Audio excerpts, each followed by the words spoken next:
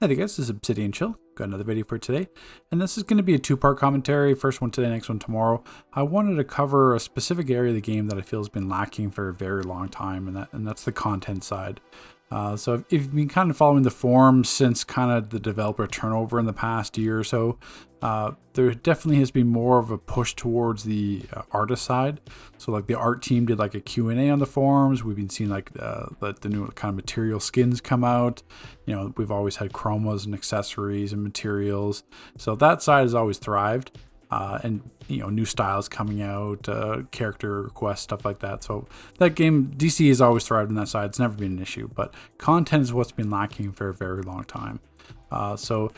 You know, I meant this video to come up previously, but this past May was the 10-year anniversary of Origin Crisis. So as you can tell from the background, the footage, that's what I'm basically be covering on this video, which is basically the past, what the game and DC did well in the past, but is not doing well now. And in the next video is going to be basically what it's like in the present, so covering like Terraria and Elite Plus.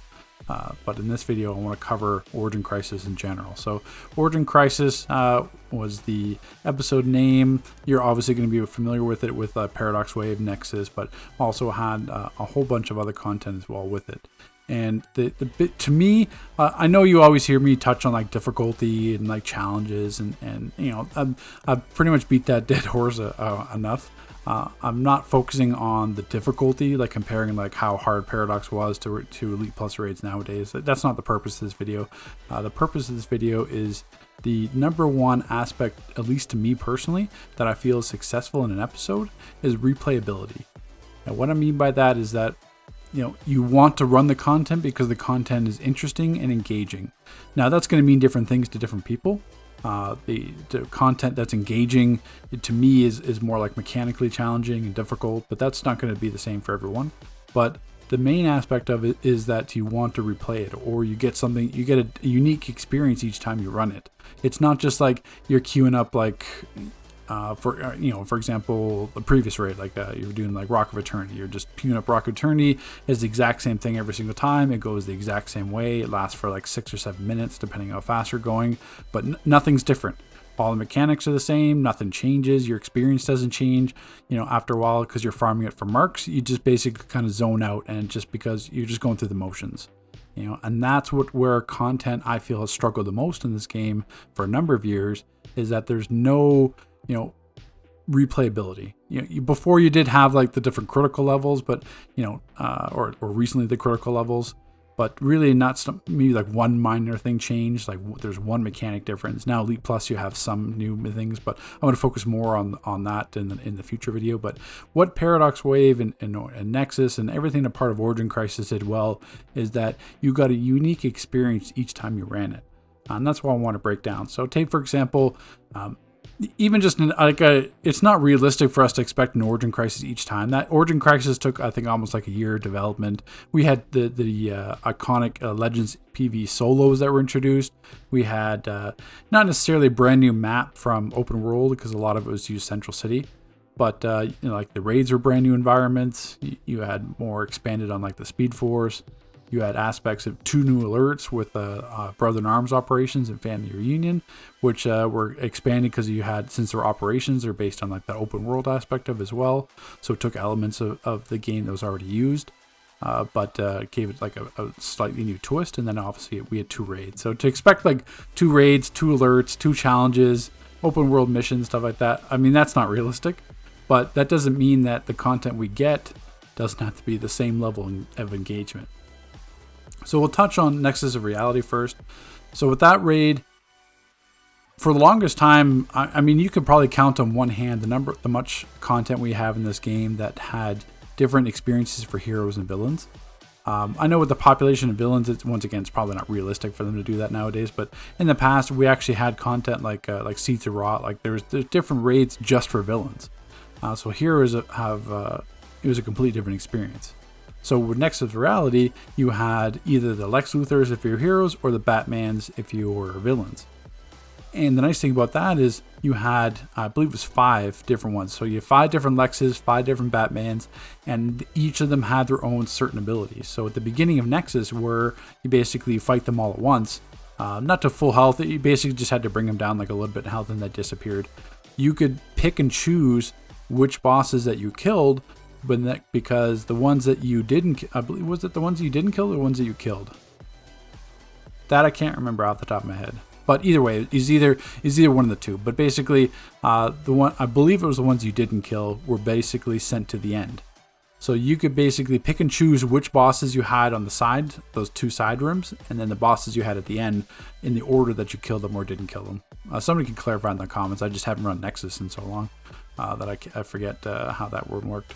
But that's the thing. You get to alter your experience each time you run it based on what the Batmans or the Lexes that you killed.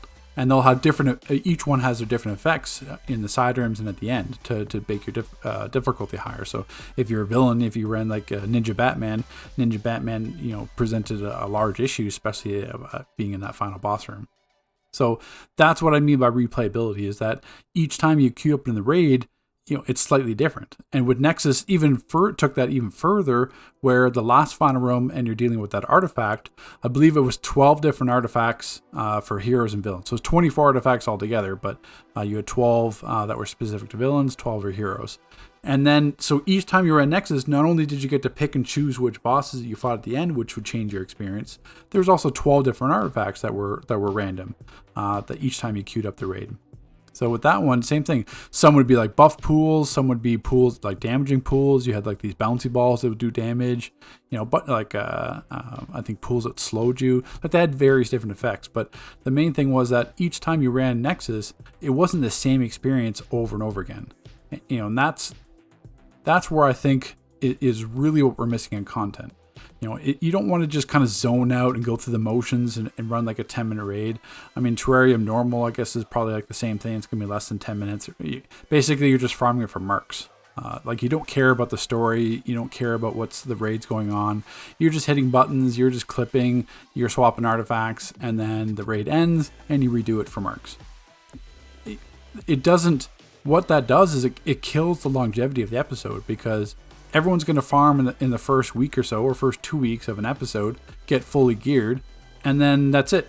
I mean, at that point, then there's nothing to do. Then they play another game, or then they talk about like an episode dying, because it's still going to be the way we have the developers now in the content cycles. Really, we're getting like maybe 2 episodes a year, 2, maybe 3. So, if we're going to have to be entertained by 4 months for an episode, and the first 2 weeks or the first week is done, then what are you going to do? The episode has no replayability. It has nothing to draw you back into it to keep running it. Like, sure, you can get feats, but once again, feats nowadays aren't really that exciting. So, with those Nexus feats and all the different combinations, you had to keep running it to basically run into each combination. So, I mean, some people don't like that because those feats are kind of like RNG based, similar to like the combos in Flashpoint. One of the Flashpoint raid that we had with Flash to the Future. So you had different boss combos at the end. So that's probably the closest thing. But the same thing, like, yeah, that slightly changes the replayability, but it's only one aspect of the raid at the end. But everything, like the fight's the exact same, it goes in the exact same order. You just have slightly different bosses, but it's bosses that we've all seen do the exact same thing. So really, I don't really it's similar, but it's not a good example of that. A good example are the developers using that to their advantage. Or Nexus, where you could you can't pick and choose that. You can't determine your own fate, basically, or make the raid easier or harder for you.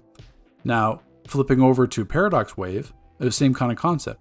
So Paradox Wave was that unique example where either they didn't have to make Paradox Wave Elite Plus or Paradox Wave Elite, because you could pick and choose your own difficulty with Paradox Wave. Either you could go into each side tunnel, defeat the side boss, and then basically, once you've closed all the side tunnels, you basically just fought the Paradox. What was it called? Paradox Reaper? No. The Tyrant. Paradox Tyrant. So you could face either just the Tyrant, or you could change it to where I'm only going to close 2 side tunnels. And then you've got 2 side bosses and the Tyrant. You got like either the Warrior, the Sentry, the Ravager, and the other one's not coming to my mind. Ravager, Warrior, Sentry, Oppressor. So you got those. So you got the 4 side bosses, and then you got the Tyrant at the end. And then if you wanted like your highest level of difficulty, then you just didn't close any side tunnels. You just started it and did like the Epic Odyssey feat. So raids like that had so much playability because, each side boss was different in their tunnels. They had range mechanics. They had different loot tables tied to the bosses. So, for example, say you wanted the rifle, which was back then everyone wanted, you had to make sure a specific side boss was out for it to be on that loot table. Or you got extra loot at the end because you're killing everything. So it was so much extra playability and replayability, and basically you choosing your own difficulty without the raid having to do anything. They didn't have to make a brand new instance that was elite. They didn't have to make a brand new instance that was elite plus or change the mechanics around. It was the exact same raid the way it was. It was just basically player experience. You got to pick and choose what you wanted. If you didn't want to close those side tunnels, you didn't have to worry about that. Or if your raid wasn't as good, then you could go in and close those side tunnels and then just have the tyrant at the end. So things like that, where that's what we're missing in raids nowadays, is that type of content, that type of replayability, that type of engagement, where it's not realistic we're going to get 2 raids or even multiple alerts. We're probably going to get it's always going to be that same cycle where we get 1 alert, we get typically 1 raid. We're going to get 2 raids, but if we get 2 raids nowadays, the other one is just going to be kind of like Rock of Eternity, where it's going to be like a less than a 10-minute raid. It's going to be probably like 1 boss fight, 1 room. Rock of Eternity, you fought some ads in the hallway, and then there's 2 boss fights in the same room. So if we ever get 2 raids, that's what one of them's going to be like, which doesn't really give you much opportunity when it's the exact same thing. Unless they want to do something like Nexus, where it's like an artifact that enhances the fight at the same time, which they certainly could do. So typically, if we're going to get 1 alert and 1 raid, that 1 raid has to be something like Nexus and Paradox, where it offers that extra level of replayability. Each time I'll go into that, I wanted to have it be slightly different. It doesn't have to be major differences. It doesn't have to have like extra mechanics, or just like, the bosses have extra health, or hit harder, or you have different rally or cog timers. Because you have to remember, back in the day, people still consider like Nexus and Paradox to be some of the hardest raids that DC's ever come up with. And there was no rally timers. If you think of like the other hard raids that Darkside War Factory or the Source Wall, anything like that, they all have rally timers. So what makes it difficult is if players are dying to mechanics, then eventually you can't revive them. Paradox Wave, people couldn't even beat Paradox Wave. There was pub groups that could not complete Paradox Wave, and you had unlimited rallies. It's a concept that just like players aren't like. Imagine going to a regular raid and having to disband a regular or event raid nowadays because you couldn't beat it. That would be such a foreign concept to players, because they could revive, the trolls could revive, you could pop shields. It's not like shielding and popping like that was any different. You still had the detons, you still had shields in the passive trolls. Even in Paradox Wave, there's 3 trolls, so there's still plenty of opportunity to pick up players. Like, the game hasn't changed that drastically since back in the day. The only thing has been like artifacts and allies and stuff like that, or mods. But so just imagine having like a difficult raid where it was still challenging, where you didn't have to, like basically I call it fake difficulty, just with the rally timers being in the game. So I'm not saying that the raids have to be super difficult. Like I said, the point of this commentary wasn't to touch on the difficulty side. It's basically just to touch on the engagement and touch on mechanically interesting raids. Similar, like I think of a good example like Clock Tower. You still had Clock Tower Elite, but Clock Tower I feel like was a good example. You had different bosses for villains, you had different bosses for heroes. The experience itself didn't change much. It was still the exact same. But it was still interesting because you had the red and blue mechanics at the end, which changed. You had those 2 drones that would come out. So even though your experience stayed the exact same, it was still interesting replayability-wise, because it had at least those interesting mechanics. And same thing with like the electric fields, where he just kept popping in the center. Then you've got damage and mines everywhere. You had the bosses in rage if they're close together, so the tanks had to spread out, and the bosses would try like it was a smaller room. So like you're going to hear me talk about it tomorrow, but Static and Rocket and the new Elite Plus, if they get close together, they enrage. But the whole point of the raid, the room is giant, and you're going to have 2 tanks anyway. So really, you're doing that naturally. They're never going to enrage. where in the clock tower it was a smaller room.